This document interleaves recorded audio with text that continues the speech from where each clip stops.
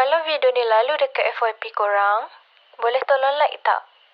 Komen sekali, itu tandanya korang aktif dan sangat-sangat baik hati. Terima kasih.